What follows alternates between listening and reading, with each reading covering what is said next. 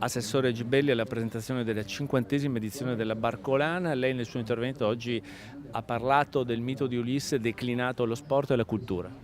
Sì, il mito di Ulisse è sempre presente un po' in tutti noi, ma in particolare io credo nel mondo dello sport. Il mito di Ulisse è il mito di chi vuole superare sempre i propri limiti e, come ho detto poc'anzi, in mare è particolarmente ulissiano il mito di Ulisse.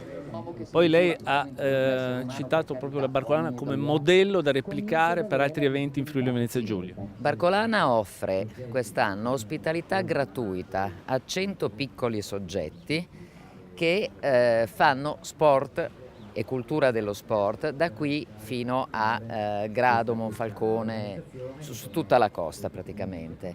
Io credo che sia un buon modello di sussidiarietà, perché da questi piccoli soggetti magari c'è qualcuno che può proporre degli importanti progetti, che può crescere, che può svilupparsi, che può, non dico diventare la Barcolana perché la Barcolana è ineguagliabile, però comunque farsi portatore di qualcosa di nuovo e di diverso. E credo che sia un modello da suggerire ad altri importanti soggetti regionali, sia nell'ambito culturale che in quello sportivo.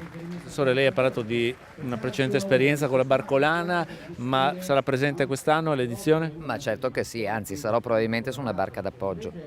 Assessore Bini, lei ha detto la Barcolana, un evento sportivo ma una festa di Trieste e di tutta la regione. Beh, è l'evento, no, per eccellenza della nostra regione, un evento che permette un'iscrizione di oltre 2000 imbarcazioni, 2100 mi pare, ma soprattutto un evento in grado di attrarre migliaia e migliaia di persone, non solo dalla nostra regione, non solo dal nostro paese, ma anche oltre confine. La bellezza della Barcolana è che non si parla solo di un evento sportivo, ma un evento turistico a tutto tondo, non solo in mare ma anche a terra.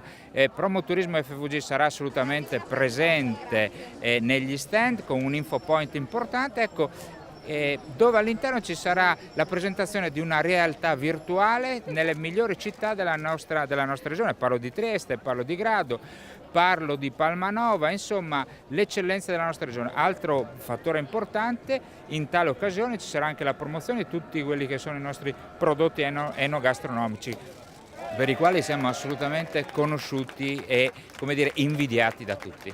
Assessore, lei è un conoscitore della Barcolana perché vi ha partecipato, Sì. quest'anno presente perché coincide, mi pare, oltre il 50° della Barcolana anche un altro 50°. Ma infatti abbiamo detto prima con il Presidente faremo un party perché 50 anni della Barcolana, 50 anni dell'assessore Bini, 50 anni di Zeno D'Agostino, insomma faremo un bel party nel party.